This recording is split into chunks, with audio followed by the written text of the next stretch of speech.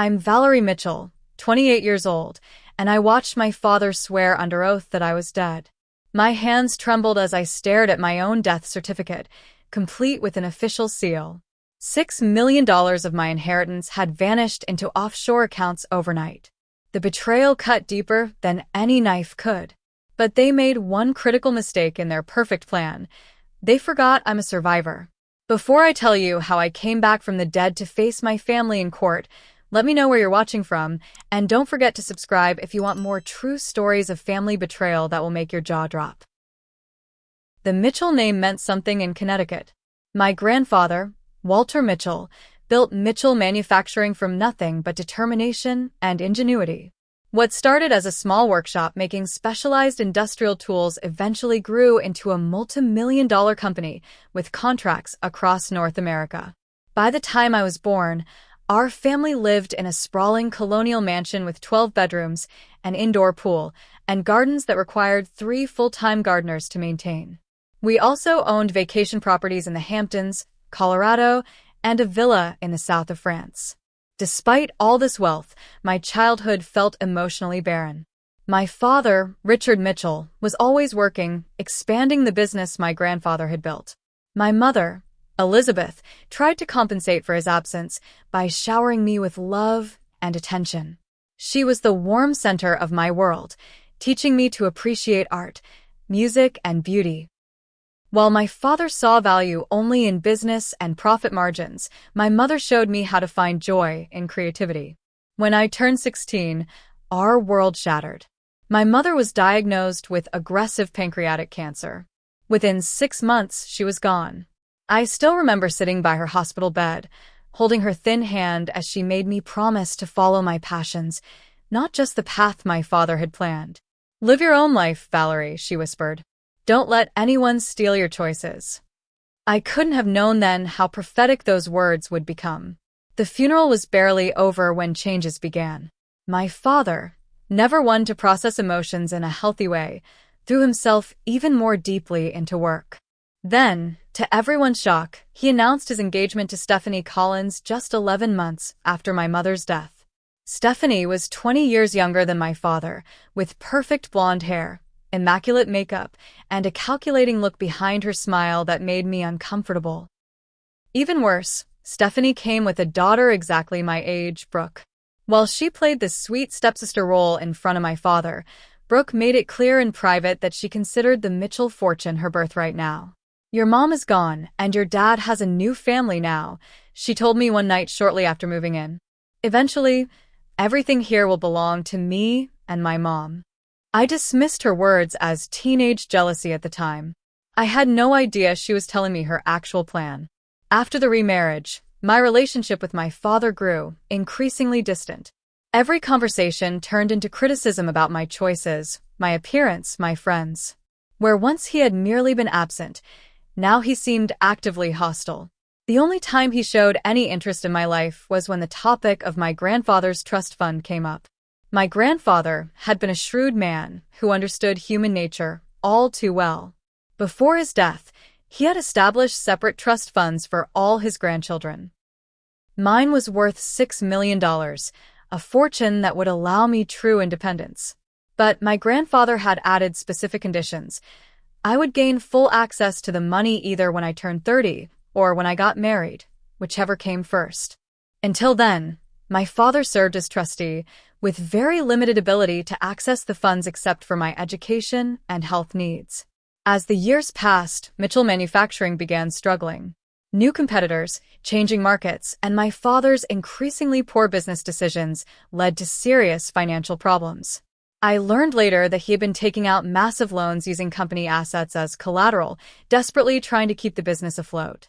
Several times, he attempted to convince the family lawyer to loosen the terms of my trust fund, arguing that family emergencies should allow him to access the capital. Each time, the terms of my grandfather's arrangement proved too tight to circumvent. I believe that's when the plan began to form in his mind. Against my father's wishes, I pursued a degree in art history.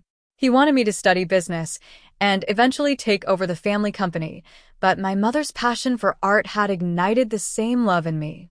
After graduation, I moved to New York City and opened a small gallery specializing in emerging artists. My father refused to offer any financial support, claiming I needed to learn the value of hard work, but the small distributions from my trust covered my basic needs while I built my business.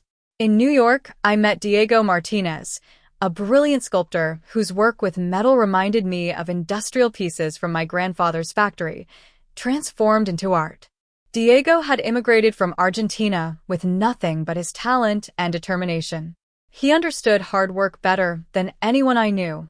We fell deeply in love, supporting each other's dreams and creating a life together filled with passion and creativity. After 2 years together, Diego proposed, and I joyfully accepted. That's when I made the fatal mistake that set everything in motion. I called my father to share the news. "I'm getting married," I told him during our monthly obligatory phone call.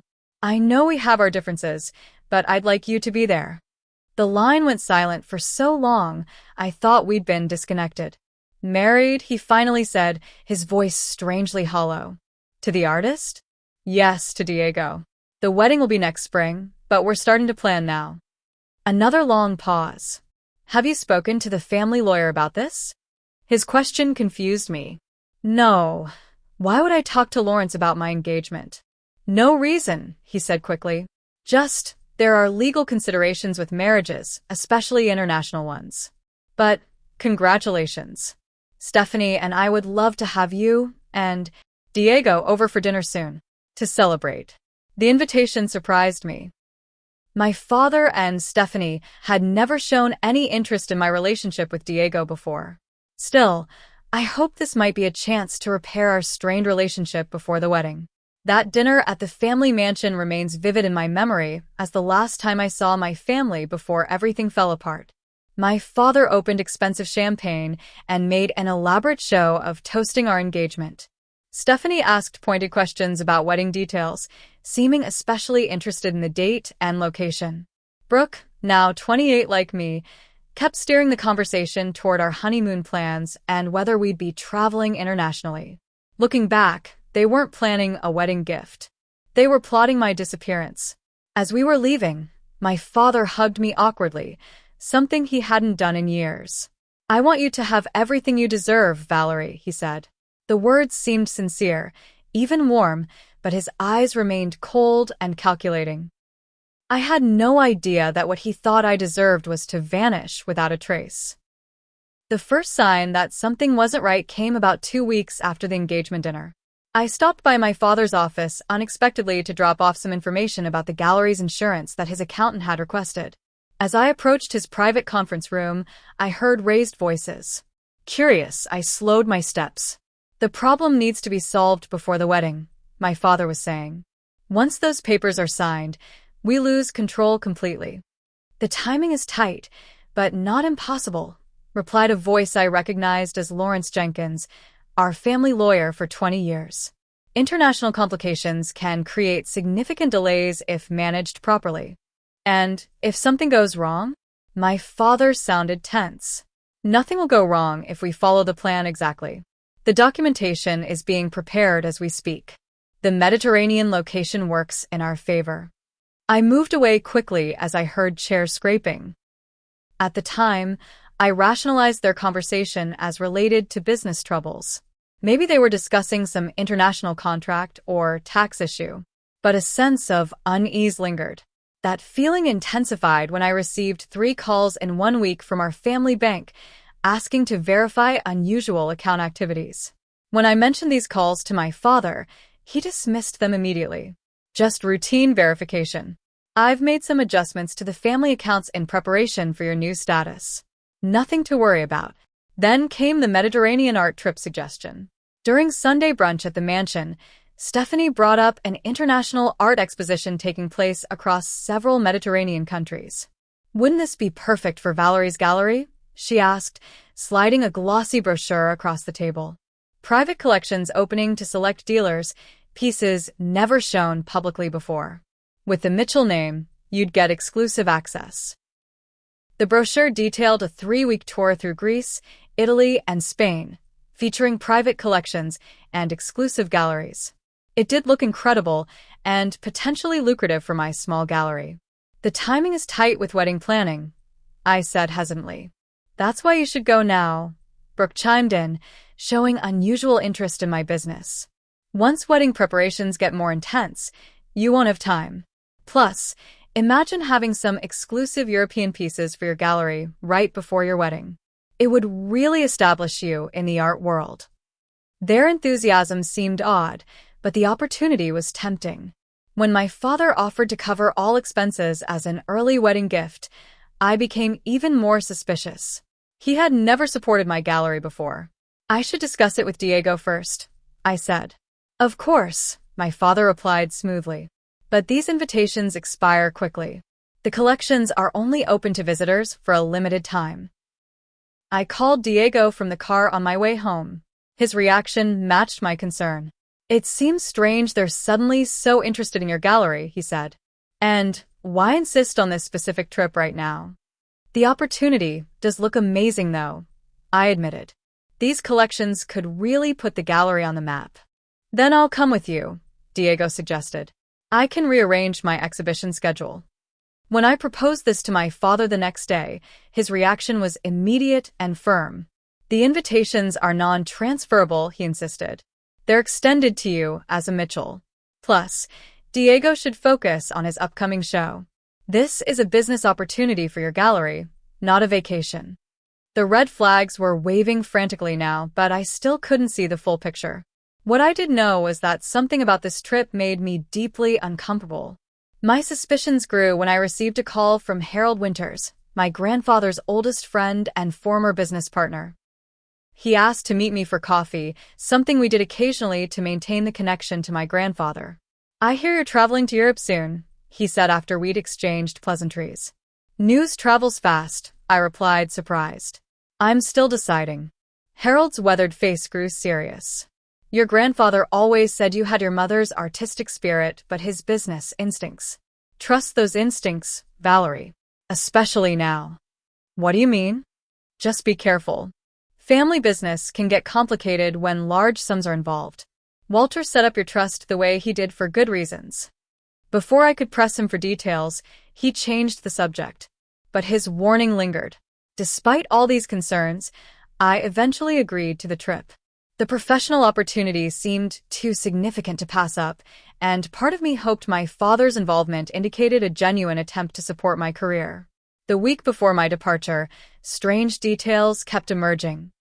My father insisted I bring some family jewelry, claiming I might need it for networking events with wealthy collectors.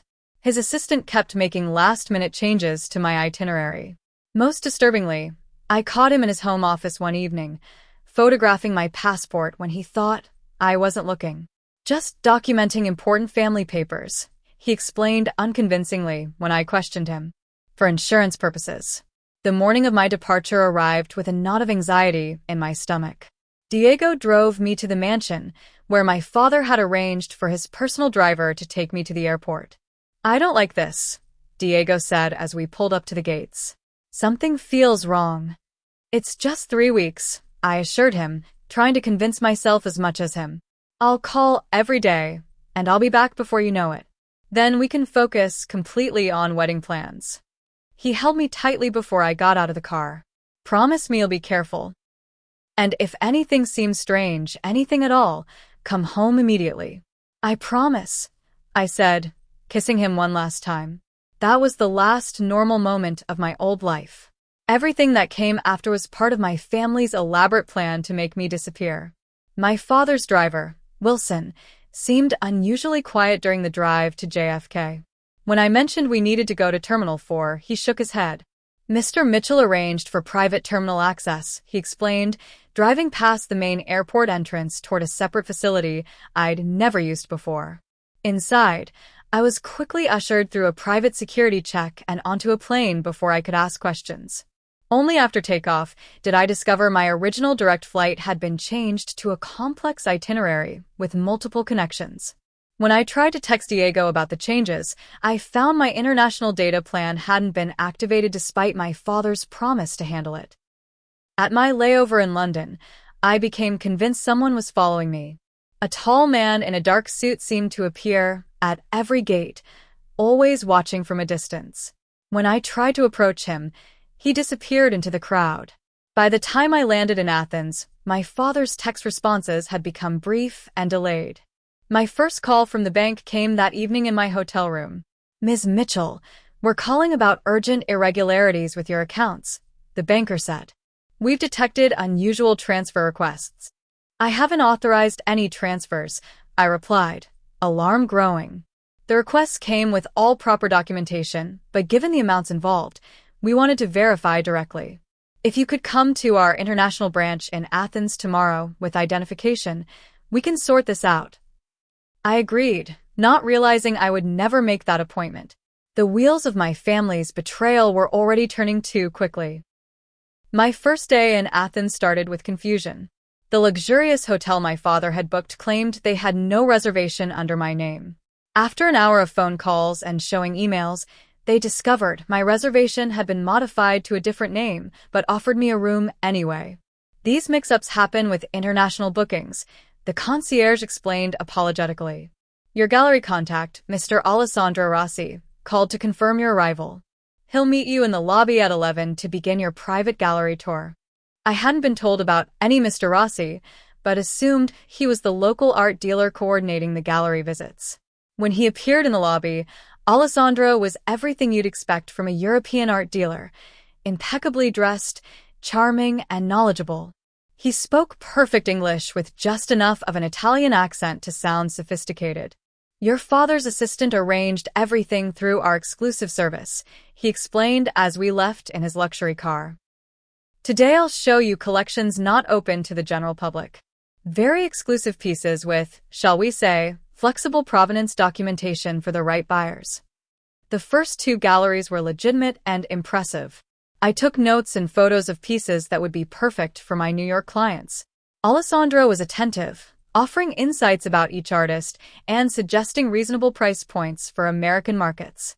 "Now for something special," he said as afternoon turned to evening. "A private collection outside the city. The owner only shows by personal invitation after business hours. Then we'll have dinner at my favorite local restaurant." We drove for nearly an hour, leaving Athens behind for increasingly remote countryside.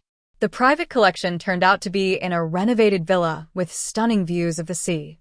The elderly owner showed us ancient artifacts and contemporary works side by side in a display that would have been controversial in a public museum. "These pieces aren't officially for sale," Alessandro whispered, "but everything has a price for the right buyer." By the time we left, night had fallen completely. The restaurant Alessandro chose was perched on a cliff overlooking the water, with only 5 tables, all empty except ours. "Not many tourists know about this place," he explained, ordering for both of us in rapid Greek. "The chef prepares only one menu each night. Trust me, it will be extraordinary." The wine came first, a local vintage Alessandro insisted I try. The food arrived in elegant courses, each more delicious than the last. As I finished my second glass of wine, the room began to spin slightly. "Are you all right?" Alessandro's voice seemed to come from far away. "Perhaps the wine is stronger than you're used to." "I feel strange," I managed to say, my tongue suddenly thick and uncooperative. "I think I need some air." "Of course. Let me help you outside." That's the last clear memory I have of that evening. Fragmentary images flash through my mind. Being helped into his car, my head lolling against the window, Alessandro speaking urgently on his phone in Italian, a different building, unfamiliar hands helping me into a bed.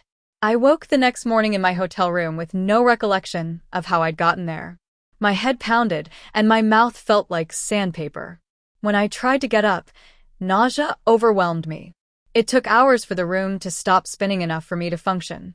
When I finally managed to check my purse, the horrifying truth became clear. My passport, wallet, phone, and all identification were gone. Only my room key remained. In panic, I searched every inch of the room, then called the front desk. "No, madam, no one returned any lost items," the clerk informed me. "Would you like us to send security up?" The hotel security took my report but seemed skeptical. Tourists often drink too much and lose things, the officer suggested with barely disguised contempt. Your art dealer friend didn't bring you back last night. Our night manager reported you arrived by taxi alone, though you needed assistance to your room. With the hotel phone, I tried calling Alessandro's number, only to find it disconnected. The gallery address he had given me didn't exist when the hotel tried to locate it. I need to report this to the police, I insisted. The local police station was an exercise in frustration. Without identification or fluency in Greek, I struggled to make the officers understand my situation. They took a report, but made it clear this was low priority. American tourists lose documents all the time, one officer who spoke English told me. Usually they turn up when the hangover wears off. The American Embassy was my next stop. After hours of waiting, I finally spoke to a junior consular officer who explained the process for replacing a lost passport. It will take 7 to 10 business days to verify your identity and issue an emergency replacement, she explained. You'll need someone from home to confirm your citizenship and identity. Desperate, I used the embassy phone to call Diego, but only reached his voicemail. I tried my father next, similarly getting his voicemail. Finally, I called Lawrence Jenkins, our family lawyer. Valerie. He sounded genuinely shocked to hear my voice. Where are you calling from? The American Embassy in Athens, I explained quickly. Something's happened. I've lost my passport and wallet. Everything. I need help getting home. A long pause followed. That's impossible, he finally said. Your father said you were taken care of. What does that mean? I need emergency funds and someone to verify my identity for a replacement passport. I'll have to call you back, he said abruptly and hung up. Confused and increasingly frightened, I returned to my hotel. The manager informed me my room had only been paid through the following day. Your credit card on file is declining further charges, he explained. Will you be providing another form of payment? I had one emergency credit card sewn into the lining of my suitcase, something my mother had taught me years ago. When I tried to use it to extend my stay, it too was declined. I'm sorry, Ms. Mitchell, but this card has been reported as stolen, the front desk clerk informed me. That night, a kind older woman who worked at the hotel took pity on me. Marina brought me dinner from the hotel kitchen and offered her personal computer to check my email. My son works in tourism, she explained in halting English. Sometimes bad things happen to good tourists. You can use internet, maybe find help. What I found instead was a nightmare. Searching my name brought up a local news article from 2 days earlier. American tourist drowns in boating accident. The article described how Valerie Mitchell, 28, of Connecticut, had fallen from a private yacht during a nighttime cruise. The body, it claimed, had been recovered but was badly damaged from propeller injuries. My hands shaking, I checked my social media accounts. My Facebook page was filled with condolence messages. My father had posted a formal statement announcing my tragic accidental death and requesting privacy for the family. My stepsister Brooke had created a memorial page featuring photos of us together, captioned with sentiments of sisterly love that had never existed between us. Most chilling of all was my own obituary, published in our local Connecticut newspaper. It contained several incorrect details about my life, but featured my correct birth date and a photo from my college graduation. According to this public notice, my funeral was scheduled for the following week. I was legally dead, thousands of miles from home, with no identification, no money, and apparently no one looking for me because everyone believed I had drowned in a boating accident that never happened. As the truth dawned on me, I collapsed into Marina's arms, sobbing uncontrollably. My own family had erased me from existence. Marina's kindness extended beyond that first night. When she realized the depth of my situation, she offered her son's vacant apartment for a few days while I figured out my next steps. Nikolaus is working on cruise ship until next month, she explained. You stay, no money. Bad people have hurt you. I help. From her modest apartment with its view of neighboring buildings rather than the Acropolis, I began the painstaking process of understanding what had happened and planning my return from the dead. My first break came 2 days later at the American Embassy.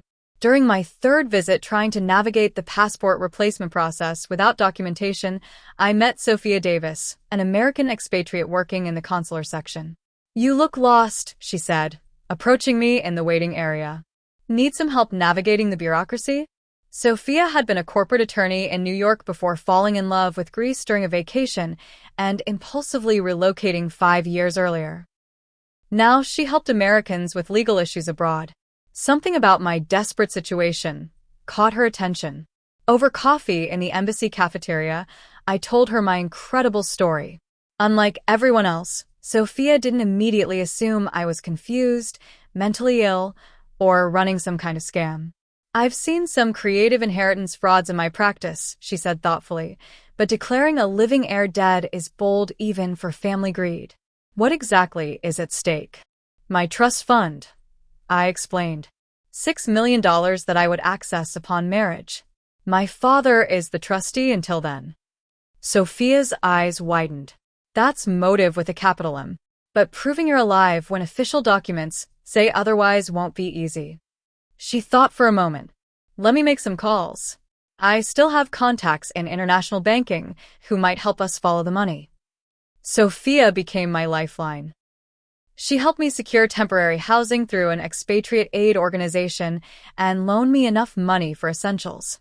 More importantly, she believed me and committed to helping unravel the conspiracy. Within a week, Sophia's banking contacts had discovered disturbing financial movements. Large sums had been transferred from Mitchell family accounts immediately after my reported death, moving through a series of international banks before landing in a Cayman Islands account registered to a shell company. The beneficial owner of that company? Brooke Collins, my stepsister. They moved quickly, Sophia observed as we reviewed the transaction records her friend had obtained. $6 million, almost exactly the amount of your trust fund, washed through 5 different countries before reaching its destination. This wasn't impulsive, it was carefully planned. Next, Sophia helped me obtain a copy of my death certificate through professional connections at the local government offices. The document was officially sealed and looked legitimate at first glance, but contained discrepancies when examined closely. The coroner who signed this doesn't normally handle tourist deaths, Sophia's contact explained. And the body identification process seems unusually rushed. Further investigation revealed a substantial cash payment to the coroner's office around the time of my death. The drowning report claimed my body had been identified by the tour boat operator, but when we tracked him down, he admitted he'd never seen me before. "Man, pay me money to sign paper," he confessed when Sophia pressed him. "Say it help with insurance for family of dead American. I need money for boat repairs, so I sign." With Sophia's help, I hired a private investigator in Connecticut to monitor my family's activities. His reports confirmed my worst fears. My father and stepmother were proceeding with an estate hearing to distribute my assets. They had reported my body as unrecoverable due to sea conditions after initial identification, eliminating the need for an actual corpse. The investigator also uncovered the likely motive behind my father's desperate actions. Mitchell Manufacturing was not just struggling, it was on the verge of bankruptcy. My father had taken out personal loans of over $4 million using company assets as collateral. If the business failed, he would lose everything, including the family home. The timing of my engagement and imminent access to my trust fund had forced his hand. "Your father isn't just desperate," Sophia said after reviewing the financial information. "He's facing potential criminal charges for misappropriation of company funds. He needed your money not just for the lifestyle he's accustomed to, but possibly to stay out of prison." Armed with mounting evidence, we contacted William Harrington, my grandfather's personal attorney who had established the original trust. Though retired, he still maintained connections with the family's legal affairs and had never fully trusted my father. Walter always worried about Richard's character. William told me during our video call. That's why he made the trust terms so specific. I never imagined Richard would go to these lengths, though. William agreed to help prepare legal documentation proving my identity. He arranged for a DNA test comparing my sample with one he had on file from a previous legal matter. The results confirmed I was indeed Valerie Mitchell, very much alive despite official records. The estate hearing is scheduled for June 10th, William informed me. Your father has been pushing to accelerate the process, which is unusual for probate matters. Now we know why. Sophia and I developed a legal strategy with William's guidance. Rather than alerting authorities immediately, we would wait until the court date. My father would be required to testify under oath about my death, adding perjury to his crimes when I revealed myself. It's risky to wait, Sophia cautioned, but the impact of revealing the truth in court after he's committed perjury will be much stronger than trying to fight the false death certificate from overseas. Meanwhile, I finally managed to make secure contact with Diego. Using an encrypted messaging app on Sophia's phone, I explained the situation without revealing my location, in case my family was monitoring his communications. I've known something was wrong, he wrote back. Your father claimed you decided to extend your trip without contacting me. When the news about the accident came, it felt wrong, but all the official reports seemed legitimate. I've been going crazy. Together with Diego, we planned my return to New York in secret. He arranged a safe house with his cousin in Brooklyn where I could stay until the court date. William provided legal documentation that would help me travel under heightened security protocols. We need to coordinate this perfectly, William advised. Your father has resources and connections. If he discovers you're alive before the court date, he might flee with the money or try to silence you more permanently. The thought sent chills through me. Would my father actually harm me to protect himself? Based on what I'd already discovered, I couldn't rule out anything. In the final days before my departure from Greece, Sophia and I gathered our evidence into a comprehensive legal brief, banking records showing the money transfers, affidavits from the boat operator who had falsely identified a body, documentation of bribes paid to officials, my DNA test results, and statements from people who had seen me alive after my alleged death. This is more than enough to expose the fraud, Sophia assured me. The question is whether it's enough to recover the money that's already been moved offshore. As I prepared to return to America to confront my family, I felt both terrified and resolute. They had tried to erase me from existence for money. Now I would show them that I wasn't so easily removed from the world, or from what was rightfully mine. Returning to America presented enormous challenges. I was legally dead, had no valid identification, and needed to remain undetected by my family until the court date. Sophia's expertise in international law proved invaluable as we navigated this unprecedented situation. We need to get you an emergency passport without alerting your family, she explained. Normally, the embassy would contact your next of kin to verify your identity in cases of lost documentation. She arranged for William Harrington to serve as my verifying contact instead of my family.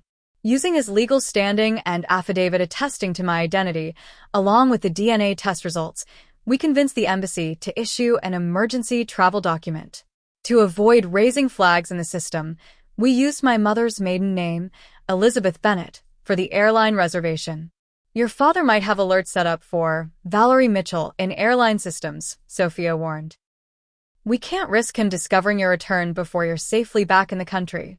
The night before my departure, Sophia helped me create a basic disguise. Darkened hair, glasses, and clothing unlike anything I would normally wear. It's not just about your family potentially looking for you, she explained. Your father's business associates or friends might recognize you and innocently mention seeing you alive. We also established a secure communication protocol. I would only contact Sophia and Diego through encrypted messaging apps, never regular calls or texts that might be monitored.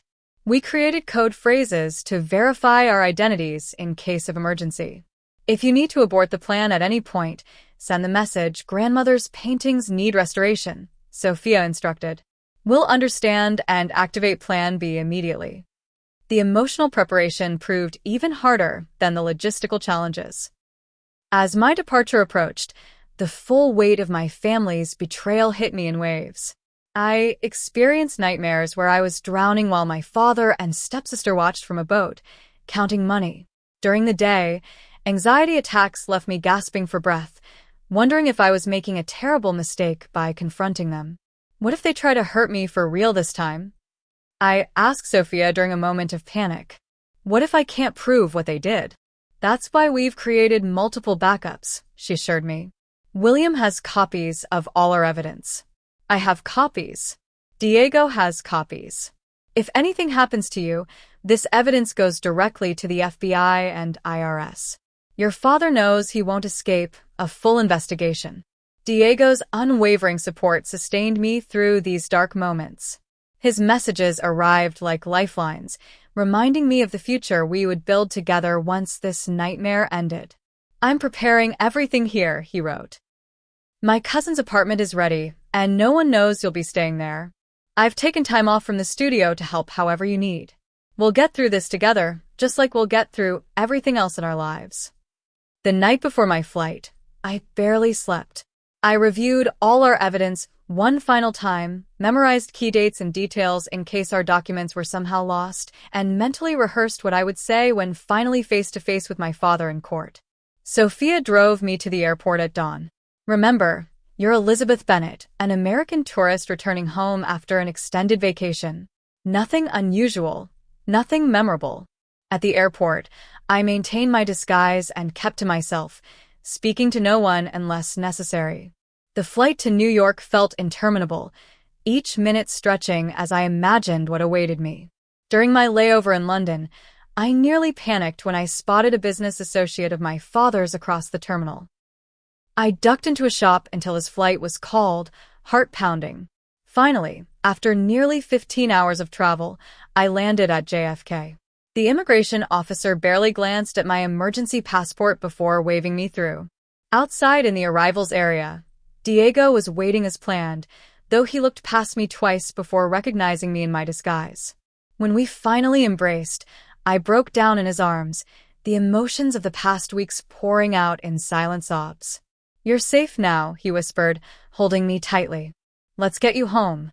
Home was now his cousin Miguel's apartment in Brooklyn. Miguel was touring South America with his band and had offered his place as our safe house. The small one-bedroom walk-up couldn't have been more different from my family's mansion, but it felt more secure than anywhere I'd been since this ordeal began. That night, Diego and I reviewed the final details of our court plan with William via secure video call. The estate hearing was scheduled for 9 a.m. at the county courthouse. William had arranged for a trusted court clerk to admit me through a side entrance, avoiding public areas where I might be recognized. "Your father and his legal team will present the death certificate and request formal distribution of your assets," William explained. "The judge will ask him to testify under oath about your death. That's when you'll make your entrance." We discussed exactly when I should enter, what I should say, and how to present our evidence most effectively. William had prepared legal motions to immediately freeze all family assets and request criminal investigation. "The judge assigned to the case is Victoria Henderson," William noted. "She has a reputation for no nonsense and zero tolerance for legal games. That works in our favor." Diego and I spent our final night before the confrontation reviewing every possible scenario, preparation for any contingency. What if my father denied knowing me? What if he claimed I was an imposter? What if he fled the courtroom? We had responses ready for each possibility.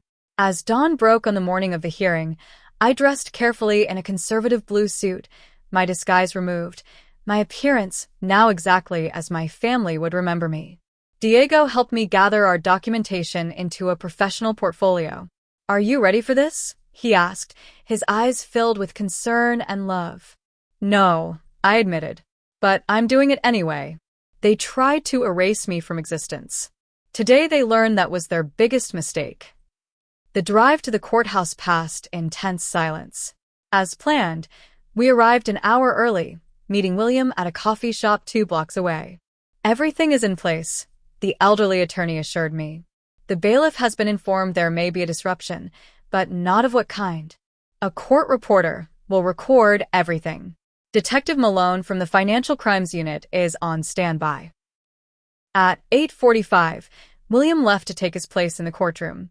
At 8:50, Diego walked me to the side entrance of the courthouse, where the clerk was waiting as arranged.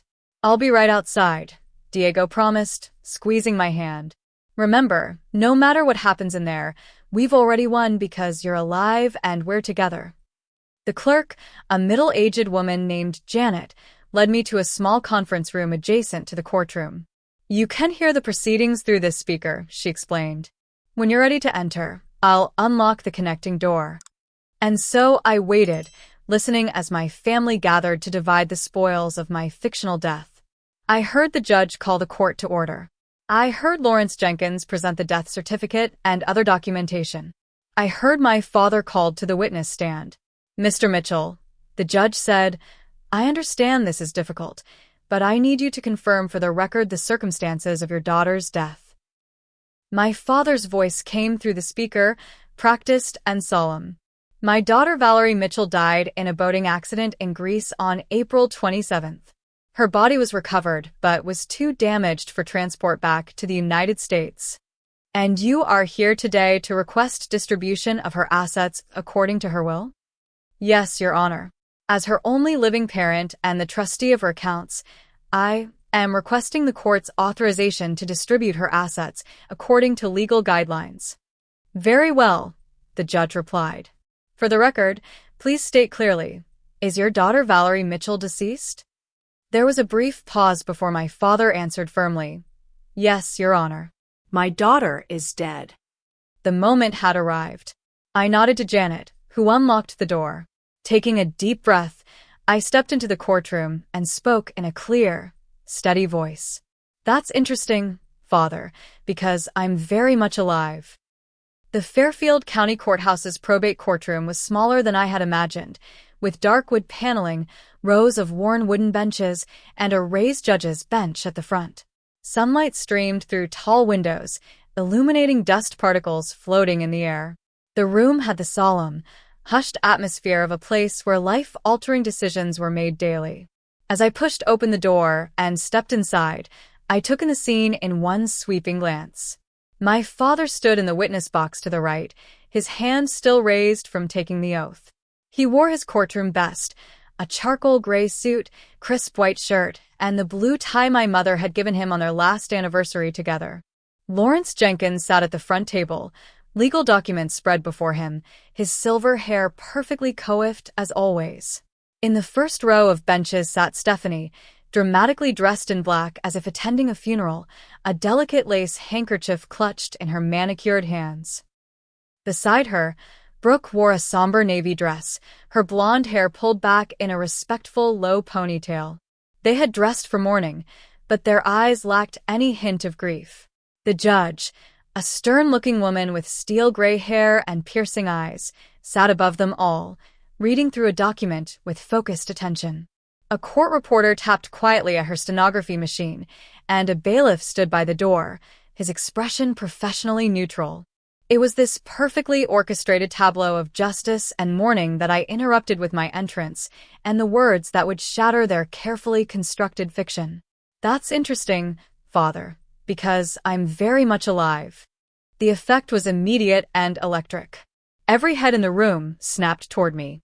The court reporter's fingers froze mid-keystroke. The bailiff straightened to attention. The judge's eyes widened as she looked up from her papers. But it was my father's reaction that burned itself into my memory forever. His face, normally controlled and confident, transformed in an instant. The blood drained visibly from his features, leaving his skin a sickly grayish white. His mouth opened and closed without producing sound, like a fish suddenly pulled from water. His right hand, still raised from the oath, began to tremble uncontrollably. "Valerie," he finally managed to gasp, his voice barely audible. Stephanie's reaction came next. Her perfectly made-up eyes widened to an almost comical degree. The handkerchief slipped from her fingers as her hand flew to her throat in a theatrical gesture that would have seemed overacted in a movie. Then came a high-pitched sound, halfway between a gasp and a scream, before she slumped sideways in what appeared to be a faint. Brooke's response was perhaps the most telling. Unlike her mother's dramatic collapse, my stepsister's reaction was one of pure, undisguised rage. Her face flushed crimson, and for a split second, naked hatred flashed in her eyes before she could compose herself. She half rose from her seat, then sank back down, her hand gripping the bench before her with white-knuckled intensity. The The courtroom erupted in confused murmurs. The judge banged her gavel sharply. "Order. I will have order in this court," Judge Henderson commanded. "Would someone please explain what is happening here?" William Harrington stood from his position in the back of the courtroom. "Your Honor, if I may. I am William Harrington, former counsel to Walter Mitchell and current representative of Valerie Mitchell, who, as you can see, is very much alive despite the documentation presented to this court. Approach the bench, all parties," the judge ordered. With steady steps, I walked down the center aisle toward my father. His eyes never left me, horror and disbelief battling across his features. As I passed Stephanie, who was now being fanned by a concerned court clerk, and Brooke, whose hateful glare followed my every move, I felt a strange calm settle over me. The worst had already happened. They had already tried to kill me on paper. Nothing they could do now would touch me. "Ms. Mitchell, I presume?" Judge Henderson addressed me directly. "Yes, Your Honor," I replied, my voice stronger than I expected. "You realize this is highly irregular. We have death certificate and official reports of your demise." "That's because my family conspired to have me declared dead while I was traveling abroad, Your Honor. They manufactured evidence of my death to gain access to my trust fund." My father found his voice at last. "This is preposterous.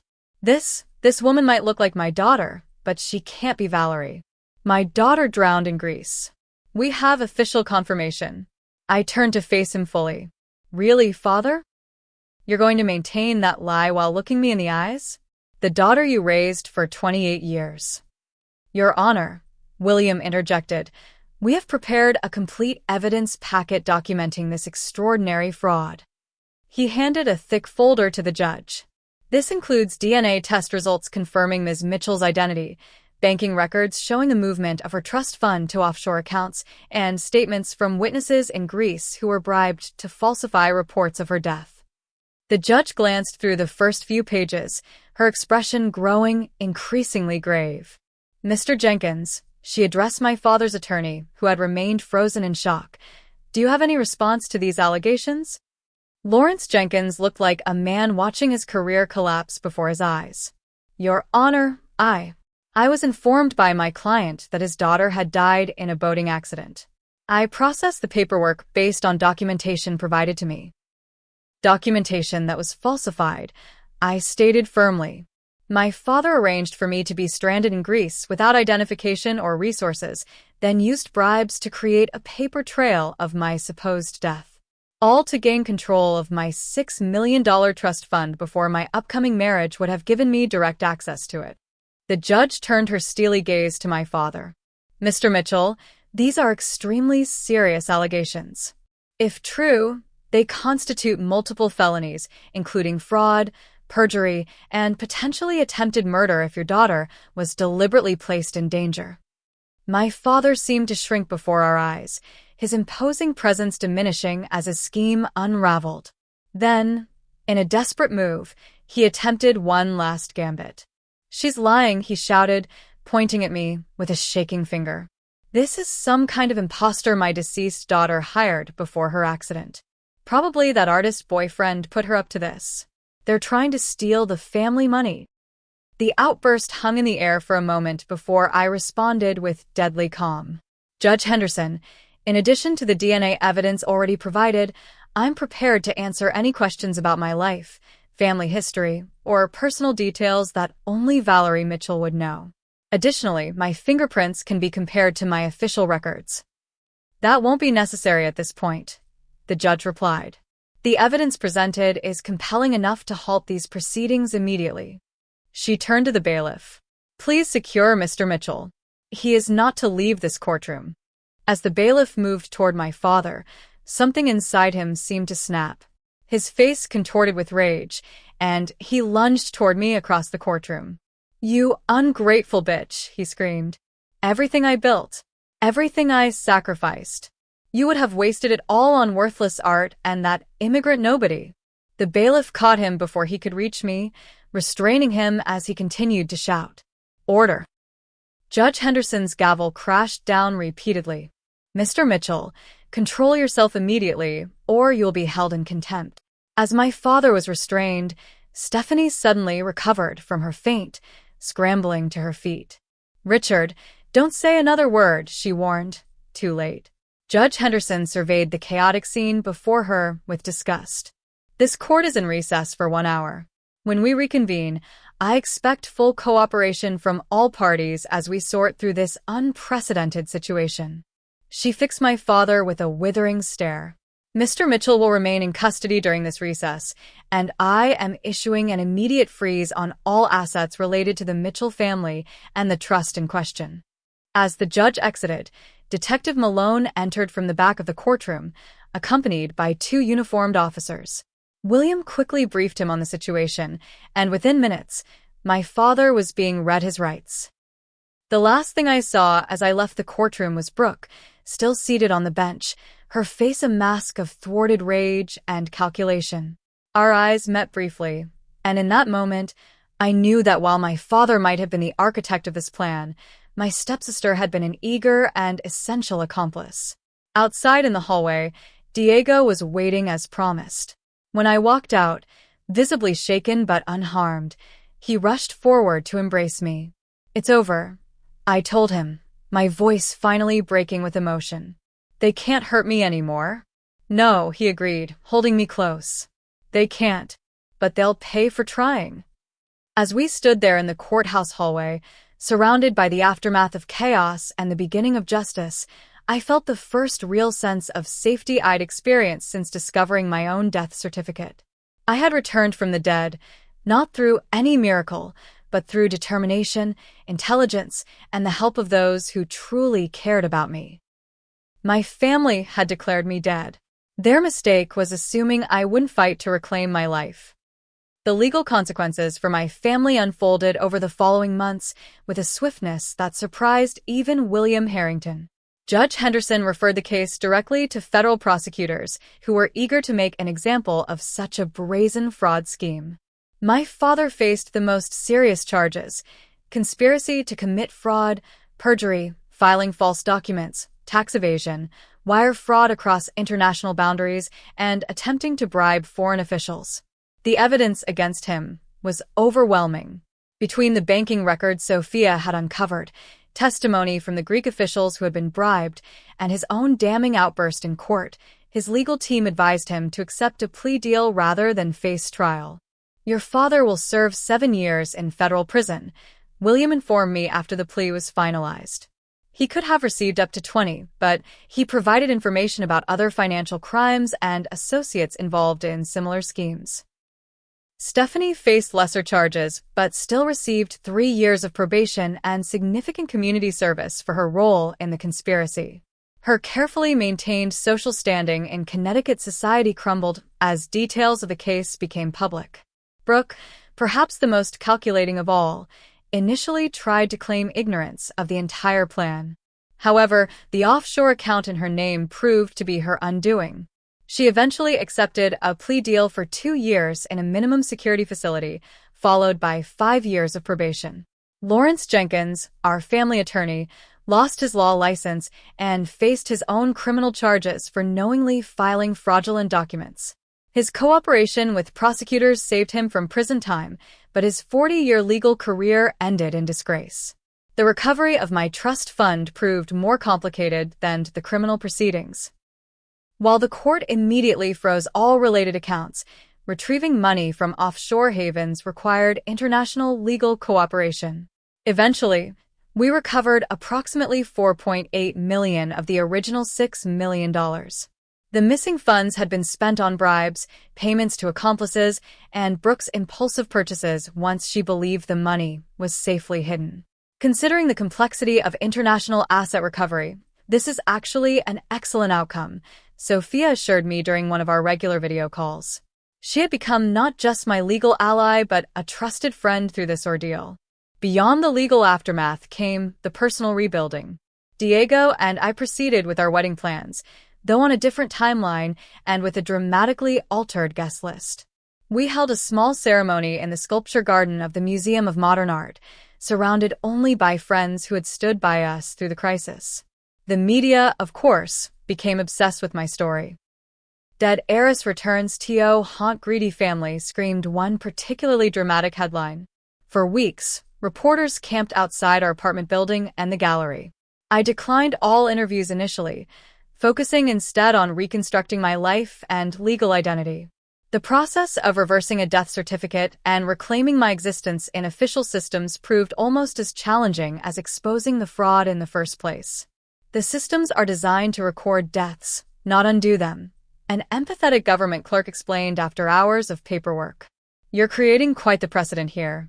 With the recovered funds, Diego and I expanded the gallery into a larger space in Chelsea. We created a foundation supporting emerging immigrant artists, helping them navigate the challenges Diego had faced when first arriving in America. What my family had intended as my erasure instead became a platform for creating opportunity for others. The hardest decision I faced was whether to visit my father in prison. For months, I ignored his letters, still processing the magnitude of his betrayal. How does one reconcile with a parent who effectively tried to erase their existence? The therapy sessions I attended weekly helped me understand that forgiveness wasn't necessary for my own healing. Eventually, a year into his sentence, I agreed to meet him once. The federal correctional facility in Pennsylvania was a far cry from the luxury he'd sacrificed everything to maintain. My father had aged decades in 12 months, his hair now completely gray, his confident posture replaced by a defeated slump. "Valerie," he said when I sat across from him in the visiting room. "I didn't think you'd come." "I almost didn't," I replied honestly. "I don't expect forgiveness," he said after a long silence. "But I want you to know it wasn't always the plan." Things spiraled. The business was failing. I made one compromise after another until suddenly declaring you dead seemed like a solution rather than a monstrous act. "When did I stop being your daughter and start being an obstacle?" I asked, the question that had haunted me since Athens. He couldn't meet my eyes. "I don't know. After your mother died, perhaps. I lost my moral compass when I lost her." We talked for the full hour aloud, covering territory both painful and necessary. I didn't offer forgiveness, but I did leave with a better understanding of how a once loving father could descend into such darkness. The slow erosion of ethics, the justifications, the increasingly desperate attempts to maintain appearances at any cost. I never visited him again. That single conversation provided the closure I needed to move forward completely. Life gradually found a new normal. Diego and I welcomed our first child 2 years after the court case, a daughter we named Marina Sofia, honoring the 2 women who had helped save my life in Greece. Looking into her innocent face, I made a silent promise that she would always know her worth extended far beyond any financial inheritance. The Mitchell family name, once associated with manufacturing excellence and social prominence, now appeared in law school textbooks as a case study in inheritance fraud. I legally changed my last name to Martinez after marriage, partly for a fresh start and partly to distance myself from the tainted legacy. My grandfather's friend Harold visits occasionally, sharing stories of the Mitchell family's better days and assuring me that my grandfather would have been proud of how I stood up for myself. "Walter always said you had spine," Harold told me during one visit, bouncing little Marina on his knee. "He built those trust fund protections because he saw something in your father that worried him. But he believed in you completely." The Mitchell mansion and vacation properties were sold to cover legal penalties and restitution to the company's defrauded investors. The family business, unsalvageable after my father's mismanagement and the scandal, was liquidated. Sometimes I drive past the old factory when visiting Connecticut, watching as the building is converted into trendy loft apartments, the Mitchell name removed from the facade. 5 years have passed since I walked into that courtroom and reclaimed my existence. The experience transformed me in ways I'm still discovering. I've learned that family can be the source of both our deepest wounds and our greatest strength, but that we also create our own families through the relationships we nurture and the trust we build. I've learned that wealth, which my father sacrificed everything to maintain, is ephemeral and meaningless compared to integrity. The Mitchell fortune couldn't buy him happiness or security, and in the end, it couldn't even buy him freedom. Most importantly, I've learned that our stories belong to us alone. My father tried to write my ending, to erase me from my own narrative. His greatest miscalculation was underestimating my determination to reclaim my story and write my own chapters. For those who might face their own betrayals, remember this. They can take your possessions, damage your reputation, even declare you dead on paper. But they cannot take your truth or your voice unless you surrender them. Sometimes surviving is the most powerful form of victory. What about you? Have you ever had to stand up against family betrayal or fight to reclaim your own narrative? Share your story in the comments below. And if my journey from being legally dead to reclaiming my life inspired you, please subscribe and like this video. Life writes stranger stories than fiction sometimes, and I'm grateful you listened to mine. Remember, no matter how dark things seem, you are the author of your own story. Thank you for being part of mine today.